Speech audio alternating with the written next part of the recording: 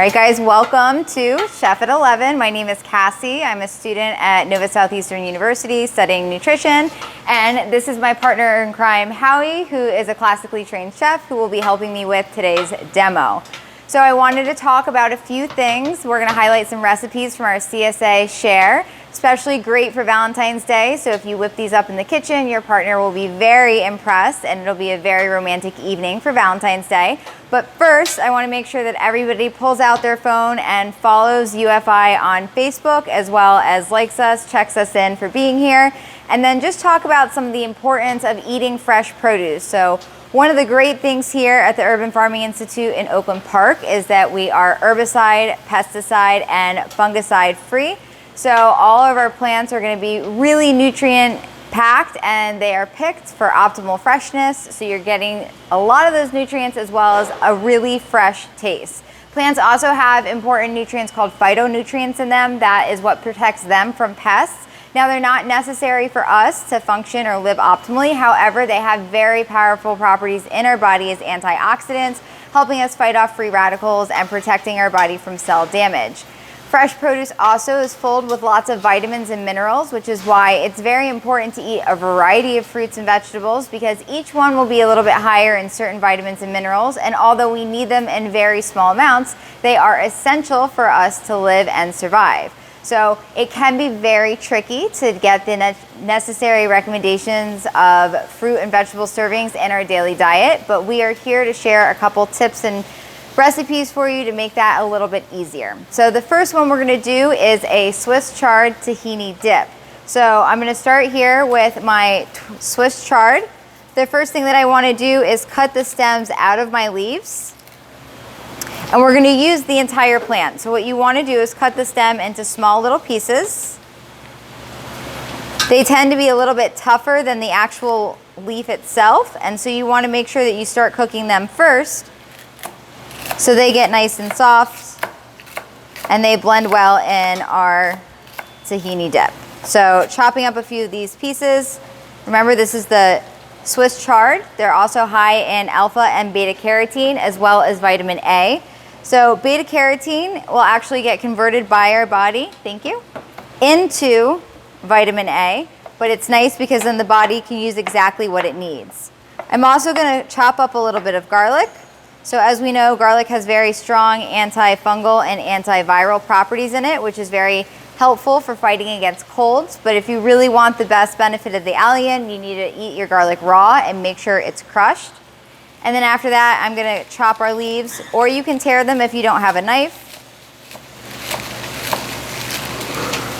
And then I'm going to send this all over to Howie, my partner in crime, who's going to saute everything for me. So Howie, do you have any tips for sauteing chard? Definitely, like you said, the stem first, a few minutes actually. Get it going for a few minutes.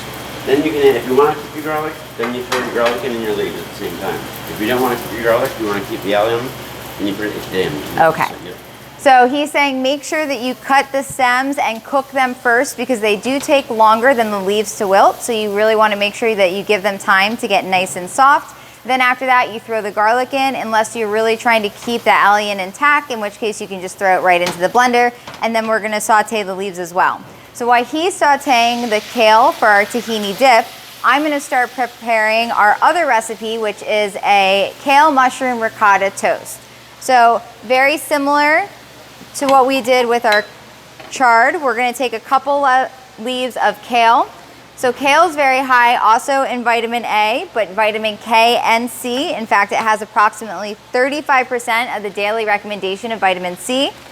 And then vitamin K is super important for our body for blood clotting purposes. So when we get a cut, we want to make sure that our body and our blood can do the right thing and not let us bleed to death. So you're going to chop your kale into little pieces. If you want, you can also tear it with your hand instead.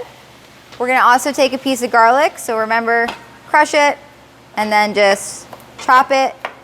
You can mince it or chop it into fine little pieces like this. And then we also have some mushrooms here. So we're going to slice the mushrooms into long pieces. Mushrooms are really rich in B vitamins. So there's 8 B vitamins. And these are very important for our body because not only do they help our body convert food into energy, but it also makes us feel more energetic, and it is essential for our cells to be functioning healthy, and we want everything in our body to work just fine. So sliced mushrooms, also sliced garlic, as well as our chopped kale. And so once again, I'm gonna hand this over to Howie, and Howie's gonna saute everything.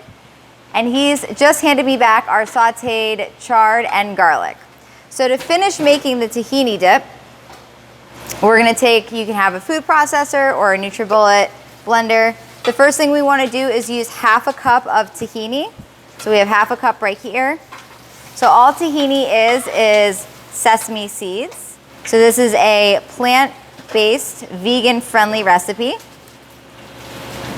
So after we add our tahini, we're gonna squeeze lemon juice in it. So our recipe calls for about 1/3 of a cup of lemon juice, which is maybe 1 or 1.5 lemons, depending on how juicy your lemon is. So if you want to make sure you get lots of juice from your lemon, you can roll it first before slicing it. Lemons are also very high and rich in vitamin C, which is great for our immune system. So I'm gonna poke the seeds out and then squeeze the rest of our lemon in.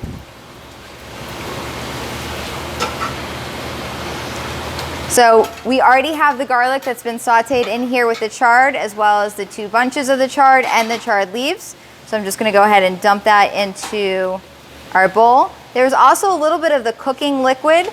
So if you find that when you are blending your tahini dip, it's a little bit too thick, you can add more of the cooking liquid. And then last but not least, we have some olive oil.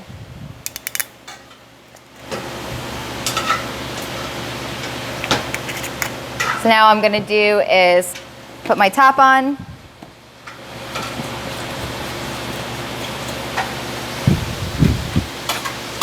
And then you wanna blend it until the chard is nice and minced.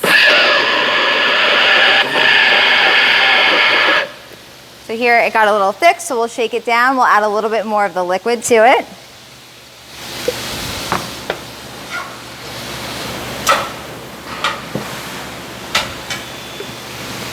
Grab a couple mushrooms, okay? Okay. And then go ahead and continue to blend it one more time.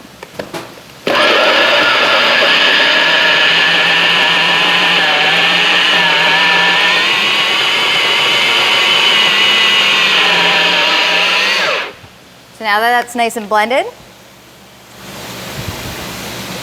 can go ahead, and it looks a beautiful green color. We're gonna scoop out some here into our dish. So this can be served with warm pita bread. This can be served with some toast. You can do a crostini, so if you want to get a baguette like we have and toast it, it's a great appetizer. So while we're waiting for the mushrooms and the kale, I'm going to cut a couple pieces of our bread.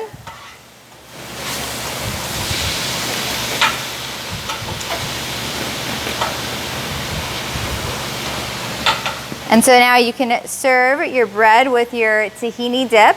And then we'll start to get the other piece of bread ready for our kale mushroom mixture. So I'm just gonna take 1 little piece of bread, grab a little bit of ricotta cheese. I'm gonna slide it right on our piece of toast like this. And then Howie, can I have some of the mushrooms and kale? Let me pass you a bowl. Hello, you want a bowl? Well, you're fancy, aren't you? Thank you. And do you have any tips, Howie, for cooking the mushrooms and the kale? Make sure you do the kale ahead of time. So once again, kale first, and then if you want some browning, some flavoring of mushrooms, you want to brown them in the pan. So have your kale done already. so make sure we get the kale cooked first. And so you can use a serving spoon. I'm just going to use my fingers. Drop a little kale and mushroom right on top. Sprinkle a little bit of salt. If you want a kick, you can add some chili pepper. And there we go. So we have 2 little crostinis, great for Valentine's Day, full of nutrients, and an easy way to get your serving of vegetables in. So once again, I want to acknowledge Howie. He's my partner in crime. Would not be able to do this without him. And to remind everyone to follow Urban Farming Institute on Facebook as well as Instagram. And don't forget to sign up for the CSA Share membership. Thanks.